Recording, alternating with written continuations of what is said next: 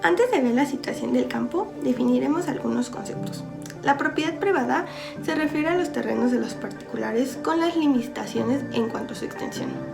De acuerdo con lo establecido en nuestra Constitución, la propiedad privada existe cuando una persona, ya sea física o moral, se le atribuye un bien inmueble reconocido por el primer párrafo y se encuentra sujeta a las modalidades que dicta la Constitución mexicana.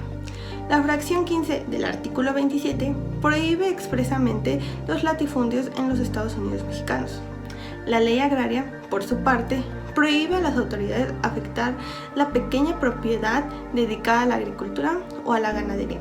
De acuerdo con la ley agraria en México, las tierras consideradas como pequeñas propiedades privadas se clasifican en tres clases: agrícolas, ganaderas o forestales, definidos de cada una en el artículo 116, que señala: para los efectos de esta ley se entiende por tierras agrícolas los suelos utilizados para el cultivo de vegetales, las tierras ganaderas, los suelos utilizados para la reproducción y cría de animales mediante el uso de vegetación, ya sea natural o inducida. Tierras forestales, los suelos utilizados para el manejo productivo de bosques o selvas. Se reputan como agrícolas las tierras rústicas que no estén efectivamente dedicadas a alguna otra actividad económica. La pequeña propiedad, regulada en el artículo 117, se refiere a la superficie de tierras agrícolas de riego o humedad de primera que no exceda los siguientes límites o sus equivalentes a otra clase de tierras. 100 hectáreas si se destinan a cultivos distintos a los señalados en las fracciones 2 y 3 de este artículo. 150 hectáreas si se destina a cultivo de algodón.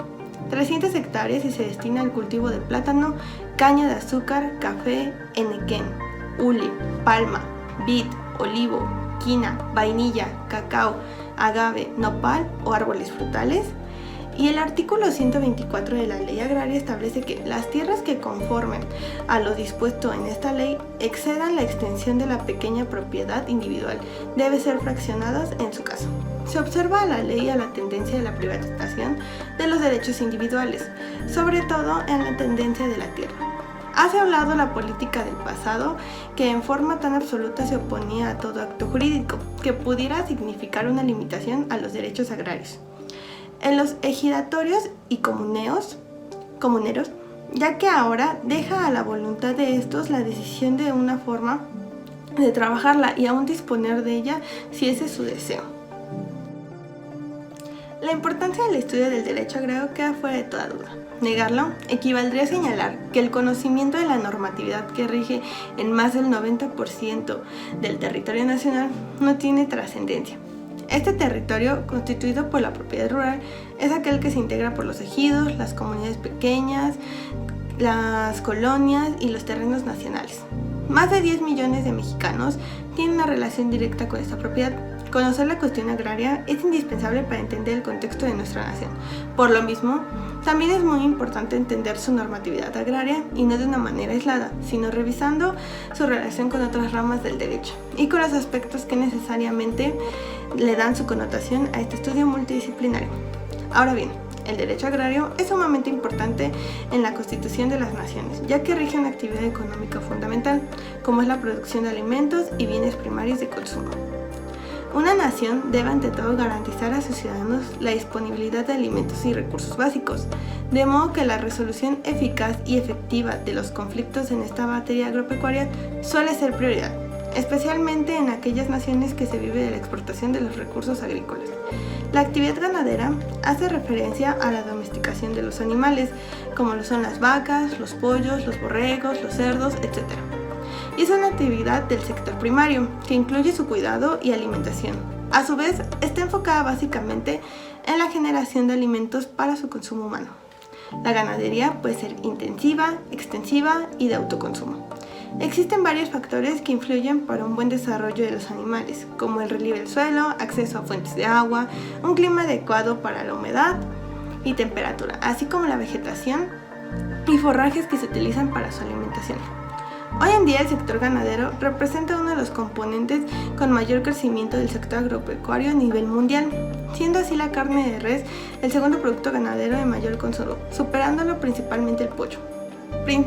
México es el séptimo productor animal de proteína animal. Esto es una muestra del alto potencial de desarrollo que tiene y las ventajas competitivas que representa el sector.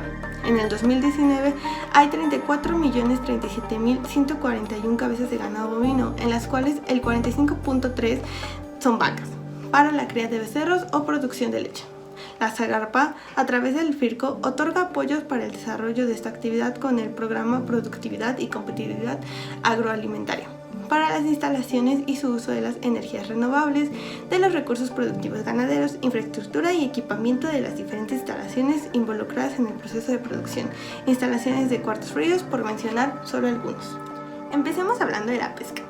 En el 2018 hay 24.372 establecimientos dedicados a las actividades pesqueras y acuícolas en México. A nivel nacional, en el 2018 hay 213.246 personas que trabajan en esta industria. Comparada con otros sectores de la economía, la actividad pesquera ocupa el quinto lugar por el número de personas que trabajan en ella. En esta industria, el número de hombres es mayor que el de mujeres. Esto es uno de los problemas que se ha visto en la pesca, bien conocida como la general decadencia de la economía en esta pandemia, y la pesca no ha sido excepción. ¿Cómo ha impactado la pandemia de COVID-19 a los miles de hombres y de mujeres que trabajan en el mar?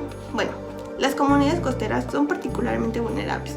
Los desafíos sociales y económicos como la inseguridad, la falta de acceso a educación, la carencia de atención médica, el desempleo y la presencia del crimen organizado obstaculizan la gestión sostenible de los recursos marinos del mundo, México incluido. Durante los 8 meses de la pandemia del 2020, 300 pescadores de 102 comunidades de los 17 estados costeros del país dieron a conocer las consecuencias del COVID-19. En las primeras etapas de la pandemia, la pesca sufrió un cierre masivo, pero se ha ido reanudando lentamente. El impacto ha sido devastador. La mayoría de los pescadores y las pescadoras no tienen los recursos para responder a la pandemia y las necesidades sobrepasaron a los aprovisionamientos de algunas organizaciones pesqueras. Las comunidades más lejanas se mantuvieron aisladas. Los pescadores salían a pescar y compartían sus productos con el resto de la comunidad. Otras comunidades aplicaron pruebas de COVID-19 a cualquiera que quería ingresar. A las comunidades pesqueras les quedó claro que no pueden atenderse a que llegue la ayuda externa, sino que deben trabajar juntas por un bien común, conectarse y compartir ideas para organizar y enfrentar esta crisis. Aunque muchos pescadores comercializan sus productos usando las redes sociales, existe un cierto desequilibrio en la tecnología digital y no todos tienen acceso debido a los altos costos. No obstante, es cierto que este cierre total de las actividades afectó a todos los sectores del país, incluidos la pesca. El campo mexicano continúa siendo uno de los sectores más importantes para el país, por lo que su cuidado y su impulso son vitales para mantener una seguridad alimentaria sólida y reconocida a nivel mundial. En México existen 200 productos agrícolas que son cultivados dentro del país. Entre los más destacados por su importancia en el consumo se encuentra el maíz, el frijol, el arroz, el sorgo, la caña de azúcar, chile y las oleaginosas por una alta producción de aceites derivados de sus semillas. La zona dedicada a la producción agrícola en México es muy amplia, ya que ocupa un poco más del 13% del total del territorio nacional, por lo que equivale a 145 millones de hectáreas dedicadas a esta actividad, donde el maíz y el frijol representan más del 80% de la producción agrícola, al ser los productos que se cultivan en toda la República. Problemas a los que se enfrenta la pesca. La sobrepesca, que afecta a especies como el róbalo y el huachinango, al poco valor agregado que se tiene a los productos del mar de México y a la pesca ilegal, que se ha restado competitividad al sector, de acuerdo con un reporte de la Environmental Defense Fund de México, la ECF. Se estima que por cada 10 kilogramos de pesca legal existen otros 6 obtenidos de manera ilegal. Detalla el estudio. De mantener la política de sobrepesca actual y no combatir la pesca ilegal, en 20 años se pescaría la mitad de lo que se captura hoy, perdiendo prácticamente la totalidad de las ganancias actuales, un 97% menos, y reduciendo el 38% de la cantidad de peces en el mar, de acuerdo con un documento que se basó en el análisis de 28 pesquerías. Problemas a los que se enfrenta la ganadería. Bueno, el principal impacto de la ganadería es la degradación y la fragmentación del hábitat, que afecta la composición de especies y sus procesos ecológicos. El pisoteo resultado del pastoreo aumenta la degradación de los pastizales y la erosión del suelo, principalmente en zonas áridas. En algunas áreas, los desechos provenientes de la ganadería exceden a la capacidad de absorción de la tierra y el agua, resultado de contaminación del suelo y del agua subterránea y en la pérdida de la biodiversidad. Uno de los mayores daños con la ganadería a la ecología reconocidos a nivel mundial son las cantidades de dióxido de carbono, dióxido de nitrógeno y metano que se liberan a la atmósfera, ya que estos son gases de efecto invernadero y colaboran al calentamiento global. Los problemas a los que se enfrenta el campo y la pérdida de agrobiodiversidad y soberanía de las semillas, bajo ciertas condiciones socioambientales y económico-políticas, los campesinos e indígenas con semillas nativas mantienen una alta agrobiodiversidad que enriquece su sistema alimentario, confiriéndoles capacidad para lograr seguridad alimentaria y enfrentar variabilidad climática y la volatilidad del mercado. La pérdida del control de las semillas por los agricultores y su dependencia en las empresas semilleras y el uso intensivo de agrotóxicos generan una alta vulnerabilidad social ambiental. La migración juvenil. La migración de los jóvenes rurales amenaza la continuidad del control de tierras y de productos agrícolas en manos en lo que los pequeños agricultores, solo 1 de cada 3 jóvenes, integra una actividad primaria en sus localidades. Favorecen actividades con baja demanda de trabajo, promueve la venta de tierra, erosiona el patrimonio y el control de la seguridad alimentaria. El cambio climático, con el aumento de las temperaturas que se elevan y la ocurrencia y magnitud de los eventos extremos. En el 2006 y 2016, el 80% de los daños por eventos climáticos se concentraron en el sector agrícola. Los niveles de vulnerabilidad varían dependiendo del género, la edad y la condición económica, el acceso a la tierra y los recursos naturales. Soluciones para la pesca. Luis Bourillon, representante en México del IMSC, dijo que hay que disminuir los impactos de las pesquerías en el ecosistema, con más vigilancia, controles y mecanismos de evaluación.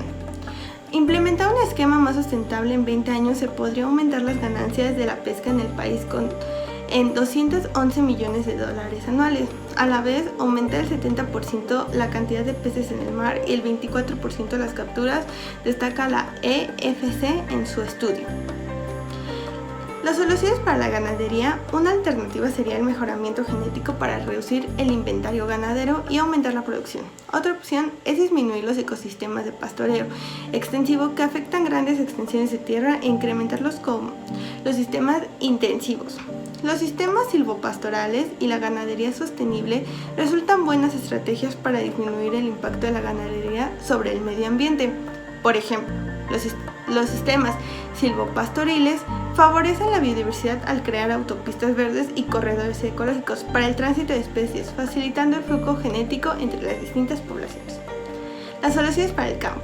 Christian Engelmann, director y fundador de la empresa Agrodrone, propone 3 ejes claves para el correcto desarrollo del campo en México. 1. Diversificar las exportaciones. En tiempos de incertidumbre en los que no conocemos aún los acuerdos finales de la renegociación con el TLCAN, es necesario diversificar las exportaciones mexicanas y mirar a otros mercados potenciales como China, Japón, Corea del Sur y la península arábiga. La biofertilizantes. De acuerdo con la UNAM, los biofertilizantes son microorganismos que viven en las plantas, apoyan su nutrición y regeneran el suelo. De esta manera se evita el uso de fertilizantes químicos que dañarían el medio ambiente y la salud de las personas. Utilizar tecnología de punta. Nuevas tecnologías como son los drones pueden usarse como un arma contra los desafíos de la agricultura. Con el apoyo de estos vehículos aéreos y software de alguna posible la modernización del campo mexicano para hacerlo más competitivo y reducir los costos de operación. Nuestros aparatos aéreos hacen una introspección en los terrenos de cultivo un poco tiempo.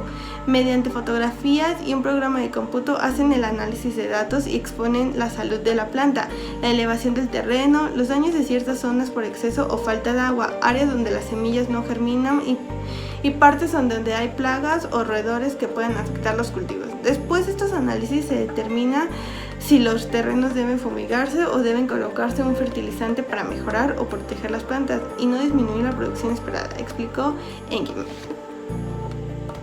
En conclusión con los datos, el equipo concluye en que las actividades primarias deben ser más apoyadas. Se ha visto lo débiles que son los muchos problemas económicos, sociales y ambientales que tienen, y por ende hay que apoyarlos para que no se pierdan estas, ya que estas son la fuente de nuestro alimento y una de nuestras principales actividades económicas del país.